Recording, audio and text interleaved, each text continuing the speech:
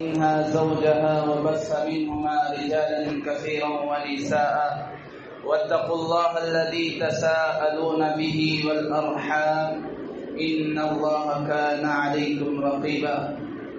صدق الله العظيم.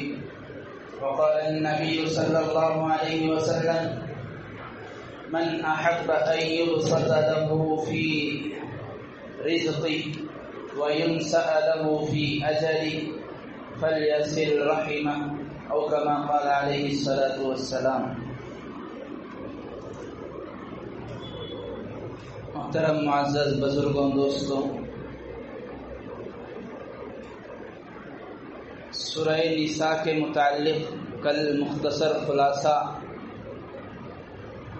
ہمارے سامنے جس کا تذکرہ ہو گیا.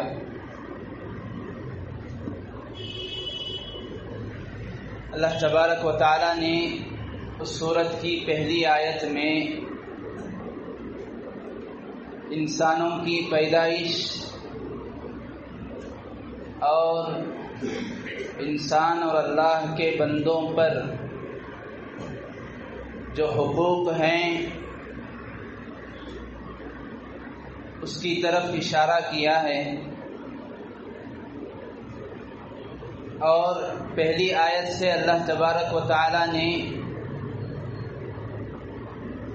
3 چیزوں کا ہمیں حکم اور سبق دیا ہے. نمبر 1 اللہ تعالی سے ڈرنے کا. نمبر 2 اللہ تبارک و تعالی نے عورت کی نازکی اور اس کی کمزوری پیدائشی اعتبار سے اور اس کے ساتھ حسن سلوک اور اس کے حقوق کو ادائیگی کے ساتھ اور اسی طرح بڑے ہی حکمت سے، بڑے ہی تدبیر سے، بڑے ہی صبر سے اس کے ساتھ زندگی گزارنے کا حکم دیا. اور اسی طرح تیسرا حکم اللہ تبارک و تعالی نے ہمیں رشتوں کے متعلق ڈرنے کا حکم دیا ہے. ایک ہے اللہ سے ڈرنا اور ایک ہے رشتہ اور ناتا سے ڈرنا. اس کے لیے ایک لفظ استعمال ہوا والارحام. رحم کہتے ہیں عربی زبان میں عورت کی بچہ دانی کو، عورت کی کوکھ، جس میں بچہ پیدائش سے پہلے، باہر دنیا میں آنے سے پہلے جس میں بچہ پلتا ہے، بڑھتا ہے، پرورش پاتا ہے. چونکہ وہیں سے اس کے رشتے ناتے شروع ہو جاتے ہیں، اس کے تعلقات وہاں سے اس کے ساتھ جڑ جاتے ہیں، حقوق اس کے ساتھ وہیں سے شروع ہو جاتے ہیں. اس لیے اسی کو کہہ دیا گیا رشتے ناتے. حالانکہ یہ لفظ استعمال ہوتا ہے عورت کی بچہ دانی اور عورت کے رحم کے لیے. اس سے معلوم ہوتا ہے اللہ تبارک و تعالی نے اپنے حقوق کے ساتھ ساتھ حقوق اللہ کے ساتھ حقوق العباد کا تذکرہ کیا ہے. اللہ سے ڈرو اور رشتے اور ناتوں سے ڈرو، اور اس میں بھی بیوی کے رشتہ، بیوی کے ساتھ حسن سلوک، عورت کے ساتھ زندگی بسر کرنے کی حکمت، تدبیر، طور و طریقہ اللہ تبارک و تعالی نے اس کی طرف الگ مستقلاً اشارہ فرمایا. ایک تو مستقل ارحام کہا، اس میں سارے رشتے آ گئے. بیوی کا رشتہ بھی اس میں آ جاتا ہے، بھائی بہن کا رشتہ آ گیا، ماں باپ کا رشتہ آ گیا، ددیالی رشتہ آ گیا، سسرالی رشتہ آ گیا، ننیالی رشتہ آ گیا، پڑوس کا رشتہ آ گیا، دوستی کا رشتہ آ گیا. جتنے رشتے ناتے ہیں دنیا میں ایک انسان کے، سارے رشتے ارحام میں آ گئے. اس کے باوجود اللہ تعالیٰ نے مستقل عورت کا رشتہ تذکرہ کرتے ہوئے، اس کا ذکر کرتے ہوئے، اس کے حقوق اور اس کے ساتھ زندگی کس طرح بسر کی جاتی ہے اس کی طرف اشارہ کرنے کے لیے الگ سے مستقل وخلق منہا زوجہا کہا. اسی لیے علماء نے لکھا ہے کہ آدمی اگر حقوق اللہ میں اس کی کمی کوتاہی ہو جاتی ہے، عبادتیں کمی کوتاہی سے کبھی ادا کیا، کبھی نہیں، کبھی مسبوق ہو گیا، کبھی قضا ہو گئی، یہ اللہ تبارک و تعالیٰ کے ذمے ہے، یہ اللہ کا حق ہے، اللہ معاف کر سکتے ہیں۔ حقوق العباد اتنی باریک چیز ہے، اتنی اہم چیز ہے، جب تک بندہ خود معاف نہ کرے، جب تک خود حق والا اسے معاف نہ کرے، اللہ تعالیٰ معاف نہیں کرتے۔ حدیث پاک میں آتا ہے اللہ تبارک و تعالیٰ نے ارشاد فرمایا، حدیث قدسی ہے، میں نے رحم کو رحمان سے بنایا ہے۔ رحم یعنی رشتہ، ناتا، یہ لفظ بنا ہے، یہ چیز بنی ہے رحمان سے۔ صرف اس رحمان سے نون ہٹا دیا جائے، باقی رہے گا رحیم۔ اللہ تبارک و تعالیٰ نے ارشاد فرمایا، میں نے رحمان سے رحیم کو بنایا ہے، رشتے اور ناتوں کو بنایا ہے۔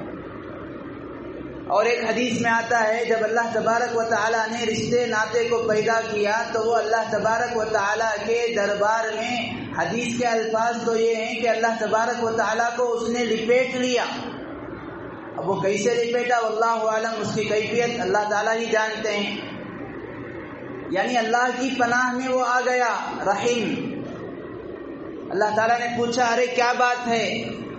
جیسے ایک ماں کے آنچل میں، ایک ماں کے دامن میں بچہ آ کر لپیٹ لیتا ہے، ماں اس کی خیر خیریت پوچھتی ہے۔ اللہ تعالیٰ نے اس سے پوچھا کیا بات ہے؟ کہنے لگا کہ اے باری تعالیٰ، دنیا میں جو مجھ سے تعلق رکھتا ہے، جو میرے ساتھ حسن سلوک کرتا ہے، جو مجھے جوڑتا ہے تو اسے جوڑ دے، جو مجھے توڑتا ہے تو اسے توڑ دے۔ اللہ تبارک و تعالیٰ نے فرمایا، جا مجھ سے، یہ تیرا وعدہ رہا۔ تو اس سے معلوم ہوتا ہے اللہ تبارک و تعالیٰ کے نزدیک حقوق العباد، رشتے اور ناتے، آدمی کا جب تعلق ہو جاتا ہے رشتوں سے تو ان کے حقوق کی ادائیگی بہت بڑی اور بہت ہی نازک، بہت ہی اہم چیز ہے، بہت ہی اہم معاملہ ہے۔ اللہ تعالیٰ بھیج دیں گے، تیرا حق فلاں پر باقی ہے، اس سے معاف کروا کرا، تبھی مرحلہ آگے بڑھے گا، تبھی بات آگے بڑھے گی، تبھی حساب تیرا آگے بڑھے گا۔ اسی لیے اللہ کے نبی علیہ السلام نے ارشاد فرمایا ایک مرتبہ صحابہ سے، تمہیں معلوم ہے سب سے زیادہ فقیر کون شخص ہے؟ حضرات صحابہ نے فرمایا یا رسول اللہ، حضرات صحابہ نے عرض کیا یا رسول اللہ، ہم تو وہ سمجھتے ہیں فقیر وہ ہے جس کے پاس نہ مال ہو نہ دولت ہو۔ اللہ کے نبی علیہ السلام نے فرمایا نہیں، اصل فقیر اور مسکین تو وہ ہے کہ قیامت کے دن وہ آئے گا اور بہت ساری نیکیوں اور پہاڑ کو لے کر آئے گا، لیکن اس پر دوسروں کے حقوق باقی رہیں گے، جس کی وجہ سے ایک آئے گا اور کہے گا کہ اے باری تعالیٰ، یہ اس نے مجھے مارا ہے، ذرا بہذا، اس نے مجھے مارا ہے۔ اللہ تعالیٰ کہیں گے اس کے نیکیوں کے پہاڑ میں سے تو لے جا۔ پھر یہ آئے گا، کہے گا شتم ھذا، اس نے مجھے برا بھلا کہا ہے، میری حق تلفی کی ہے، میری آبرو ریزی کی ہے، میری تحقیر کی ہے، میری عزت کے ساتھ کھلواڑ کیا ہے، دوسروں کے سامنے مجھے نیچا دکھایا ہے۔ اللہ تبارک و تعالیٰ کہیں گے تو بھی اس کے نیکیوں کے پہاڑ سے لے جا۔ اس طرح نیکیوں کا انبار اور پہاڑ لے کر آنے والا شخص جاتے جاتے حقوق اس پر اتنے باقی رہیں گے لوگوں کے کہ اس کے پاس دینے کے لیے پہاڑ تو کیا، کچھ ذرہ بھی باقی نہیں رہے گا، پھر بھی لوگوں کی لائن باقی رہے گی۔ اللہ تعالیٰ فرمائیں گے اب اس کے پاس دینے کے لیے کچھ نہیں ہے، تم اپنے گناہ اس پر ڈال کر آگے بڑھو۔ اس سے معلوم ہوتا ہے کہ حقوق العباد، بندوں کے، ہمارا جن سے تعلق ہے، ان کے جن کے ساتھ ہمارا اٹھنا بیٹھنا ہوتا ہے، ان کے یہ حقوق بہت ہی باریک اور بہت ہی اہم چیز ہے۔ اسے رحیم کہا جاتا ہے، اس کا تعلق ڈائریکٹ رحمان سے ہے۔ اللہ تبارک و تعالیٰ جو اس سے بغیر کسی شرعی عذر کے کسی رشتہ دار سے رشتہ ناتا کو توڑ لیتا ہے، بات چیت کو بند کر لیتا ہے، اللہ تبارک و تعالیٰ اسے کل قیامت کے دن بات چیت نہیں فرمائیں گے۔ اسی لیے اللہ کے نبی علیہ السلام نے ارشاد فرمایا، جو شخص ایک تو ہے رشتہ داری اور اس کے حقوق کو ادا کرنے کا ثواب اور عذاب، اس کا تعلق قیامت میں تو ہے ہی، دنیا میں بھی اس کی فضیلت، دنیا میں بھی اس کے برکات اللہ کے نبی نے بیان فرمائے کہ جو شخص، ہر آدمی دنیا میں یہی چاہتا ہے اسے مال زیادہ حاصل ہو، رزق کے اعتبار سے اسے کوئی سوال نہ ہو، کوئی پریشانیاں نہ ہو، اور وہ دنیا جو ہے زیادہ دیکھے، اپنے آل اولاد کو، اپنے بچوں کو، پوتوں کو، اپنے خاندان کو اپنے سامنے ہنستا کھیلتا ہوا دیکھے، یعنی لمبی عمر کی تمنا ہر ایک کی ہوتی ہے۔ بوڑھے شخص سے جس کی عمر زیادہ ہو گئی ہے، جس کے پیر قبر میں اتر چکے، اس سے جا کر پوچھئے، وہ تو یہی کہے گا کہ بس میری چاہت یہی ہے کہ میری عمر میں صحت کے ساتھ اضافہ ہو جائے۔ اللہ کے نبی نے فرمایا من احب ان یبسط له فی رزقی، جو شخص یہ چاہتا ہے کہ اس کی عمر میں کشادگی ہو، اس کی رزق میں کشادگی ہو، اسے رزق آسانی کے ساتھ ملتا رہے، وَيُنْسَأَ لَهُ فِي أَجَلِهِ، اور اس کے عمر میں درازگی ہو، اس کی عمر لمبی ہو، فَلْيَصِلْ رَحِمَهُ، اسے چاہیے کہ وہ صلہ رحمی کرے۔ صلہ رحمی کا مطلب جیسے میں نے کہا، ایک ہے اللہ سے ڈرنا، اور اس آیت میں سورہ نساء کی پہلی آیت میں اللہ نے رشتہ ناتا سے بھی ڈرنے کا حکم دیا۔ اللہ سے ڈرنے کا مطلب گناہوں سے بچنا، رشتہ ناتا سے ڈرنا مطلب جہاں تک ہو سکے حقوق کی ادائیگی کرنا، جہاں تک ہو سکے قطع رحمی سے بچنا، جہاں تک ہو سکے اپنے بس کے طاقت کے حساب سے صلہ رحمی کرنا۔ حضرت عبداللہ بن سلام رضی اللہ عنہ بہت بڑے صحابی ہیں، پہلے اہل کتاب سے ان کا تعلق تھا، پہلے یہودی تھے، جب اسلام لائے تو کہتے ہیں جب اللہ کے نبی علیہ السلام مدینہ منورہ تشریف لائے تو میں آپ علیہ السلام کی خدمت میں حاضر ہوا، اور آپ نے مجھے جو سب سے پہلا حکم دیا، سب سے پہلے بولے، آج بھی میرے کانوں میں وہ گونجتے ہیں۔ آپ نے فرمایا افشوا السلام واطعموا الطعام وصلوا الارحام وصلوا باللیل والناس ینام تدخلوا الجنۃ بسلام۔ آپ نے فرمایا سلام کو عام کرو، جاننے والے نہ جاننے والے، چھوٹے بڑے ہر ایک کو سلام کرو، اور لوگوں کا تعاون کرو، بھوکوں کو کھانا کھلاؤ، اور صلہ رحمی کرو، رشتے ناتے کو اچھی طرح نبھاؤ، ان کے ساتھ حسن سلوک سے پیش آؤ، ان کے حقوق کی ادائیگی کی فکر کرو۔ ایک اور حدیث میں آتا ہے اللہ کے نبی نے فرمایا صلہ رحمی یہ نہیں ہے کہ آدمی جو اس کے ساتھ اچھا سلوک کرے وہ اس کے ساتھ اچھا سلوک کرے، صلہ رحمی تو یہ ہے کہ جس کے ساتھ برا سلوک کیا جائے، جو برا سلوک کر رہا ہے اس کے ساتھ بھی تم حسن سلوک کرو، اس کے ساتھ بھی اس کے حقوق کی ادائیگی کی فکر کرو۔ صلہ رحمی تو یہ ہے کہ تم اللہ سے ڈرتے ہوئے اس لیے ادا کر رہے ہو، تم جو ہے بے بس نہیں ہو کہ فلاں جو ہے تم کو تکلیف پہنچا رہا ہے، تم اس کے ڈر سے اس کے حقوق کو ادا کر رہے ہو۔ یہ رشتہ یہ رحمان سے، یہ رحیم رحمان سے اس کا تعلق ہے، رحمان سے بنی ہوئی چیز ہے، اللہ کے ڈر کی وجہ سے تم جو ہے اس کے حقوق کو ادا کرو۔ اللہ کے نبی نے چوتھی چیز بیان فرمائی، جب لوگ سو جائیں تو تم آہستہ سے اور اللہ کے لیے نماز پڑھو، یہ 4 کام کر لو گے، ایک تو یہ سلام کو عام کرو، دوسرا کھانا کھلاؤ، اور اسی طرح صلہ رحمی کرو، حقوق ادا کرو، چوتھی چیز جب لوگ سو جائیں تو نماز پڑھا کرو، تہجد پڑھا کرو، اللہ کے سامنے رویا گڑ گڑایا کرو، تدخل الجنت بسلام، سلامتی کے ساتھ جنت میں داخل ہو جاؤ گے۔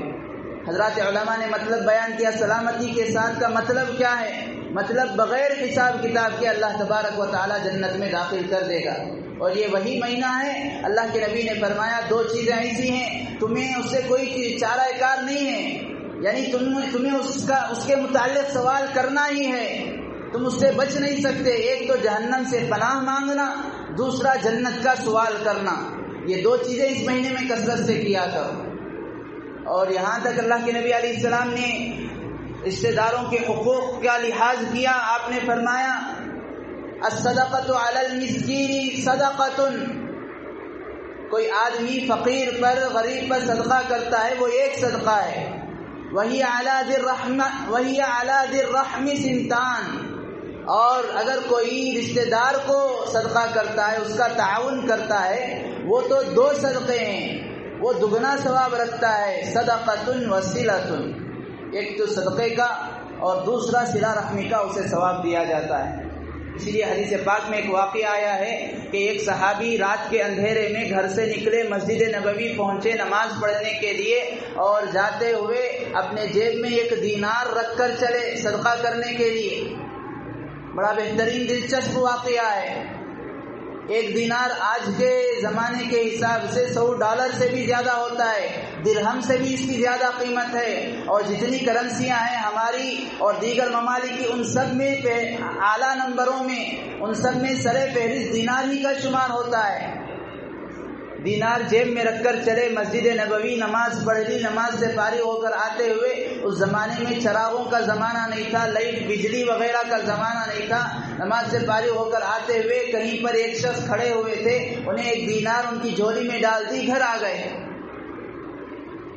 تھوڑی دیر کے بعد وہ صحابی کے بیٹے آئے، کہا ابو آج کسی نے مجھے 1 دینار دے کر چلا گیا، آج مسجد نبوی میں کوئی مجھے 1 دینار دے کر چلا گیا. اب وہ صحابی پوچھنے لگے بتاؤ کون سا دینار ہے، شاید کوئی علامت رہی ہوگی اسے پہچاننے کی. ان کے بیٹے نے دکھایا، کہا ارے یہ تو میں نے دیا ہے، اور میں تجھے نہیں دیا، میں تو چاہتا تھا کہ ایک فقیر کو، ایک غریب کو دے دوں. اب باپ بیٹے میں اختلاف ہو گیا. صحابی کہہ رہے ہیں دے دے تاکہ دوسرے فقیر کو دے دیں، لیکن بڑی قیمت، زیادہ قیمت ہے دینار کی. ان کے بیٹے چھوٹے لڑکے ہیں، وہ انکار کر رہے ہیں، نہیں میں نہیں دوں گا، مجھے مل گیا، یہ اللہ کی جانب سے ہے، میں کیوں واپس کروں. اب دونوں کا معاملہ صبح حضور علیہ الصلوۃ والسلام کی خدمت میں پہنچا. فیصلہ، صحابی نے کہا یا رسول اللہ اس طرح واقعہ پیش آیا ہے. آپ علیہ السلام نے فرمایا باپ سے لکا ما نویتا، تم نے جس نیت سے دے دی وہ تمہیں اس کا ثواب مل گیا. صدقے کی نیت سے دی، نفل صدقے کی نیت سے دی، اس کا ثواب تمہیں مل گیا. ولکا ما اخذتا، بیٹے سے کہا وہ تیرا ہی ہے، وہ تیرا ہی ہے، تجھے واپس لوٹانے کی ضرورت نہیں. باپ سے کہا تو نے جو نیت کی اس کا ثواب تجھے مل گیا. اسی لیے میں نے کل پرسوں بھی یہ مسئلہ بتایا کہ آدمی اگر رشتہ داروں کو نفل صدقہ دیتا ہے تو یہ دگنا ثواب، جیسے ابھی حدیث بھی آئی سنتان صدقۃ وصلۃ. مطلب یہی ہے کہ چونکہ آدمی رشتہ اور ناطہ، حقوق کی ادائیگی، صلہ رحمی، حسن سلوک کے پیش نظر کسی کا، اپنے رشتہ داروں میں سے کسی کا تعاون کرتا ہے، اللہ تبارک و تعالیٰ اسے دگنا ثواب بھی دیتے ہیں، اسے اس کا صدقہ ادا ہونے کا ثواب بھی ملتا ہے، صلہ رحمی اور حسن سلوک کا ثواب بھی ملتا ہے. اللہ تبارک و تعالیٰ سے دعا ہے اللہ تبارک و تعالیٰ ہمیں اپنے ذمے جن لوگوں کے حقوق ہیں، علماء کے حقوق، دوستوں کے حقوق، رشتہ داروں کے حقوق اور پڑوسیوں کے حقوق، ہر ایک کے حق کو جہاں تک ہو سکے ہمیں ادا کرنے کی توفیق نصیب فرمائے. ورنہ کل قیامت کے دن آدمی کتنا بھی بڑا عابد ہو، تہجد گزار ہو، کہ کئی حج کیے ہوں، کئی عمرہ کیا ہو، کئی صدقات اس نے دیے ہیں، کئی سارے نوافل اس نے پڑھے ہیں، کئی سارے فرائض اس نے ادا کیے ہیں، لیکن اگر یہ معاملہ حقوق العباد کا معاملہ اگر اس میں کمی کوتاہی ہے تو یہ چیز اس کے لیے جنت میں جانے سے رکاوٹ بن جاتی ہے. حساب کتاب کا مرحلہ آگے نہیں بڑھتا، یہ چیزیں آ کر اس کے دامن کو پکڑ لیتی ہیں، سوال کرتی ہیں. ایک سوال ہے آج کا، واجب الوتر میں تیسری رکعت میں تکبیر کے بعد جو دعائے قنوت پڑھی جاتی ہے، اگر وہ کسی کو نہ آئے تو کیا پڑھیں، کیا کیا جائے، کیا حکم ہے؟ پہلے تو یہ ہے کہ اس دعا کو سیکھنا چاہیے، دعائے قنوت، اس لیے کہ روزانہ واجب الوتر کی نماز ہم پڑھتے ہیں. ایسا نہیں کہ صرف جیسے عیدین کی نماز ہے، ایسا نہیں یا تراویح کی نماز ہے، روزانہ پڑھی جانے والی نماز ہے، اس لیے اسے سیکھنے کی کوشش کرنا چاہیے. پہلی بات تو یہ ہے. اور جب تک وہ سیکھ رہا ہے، ہو سکتا ہے کسی کو سیکھنے میں 8 دن 7 دن 4 دن 5 دن، کسی کو 1 مہینہ، بہت زیادہ لمبا وقفہ عرصہ بھی گزر جائے اس کے ذہن کے اعتبار سے. تو جب تک وہ نہ سیکھ جائے تب تک اس کے لیے حکم ہے کہ یا تو آیت الکرسی پڑھے، جیسے ہی رکعت ہاتھ اٹھا کر باندھے تو آیت الکرسی پڑھے. آیت الکرسی بھی اسے نہیں آتی تو ربنا آتنا فی الدنیا حسنہ والی دعا 3 مرتبہ پڑھے.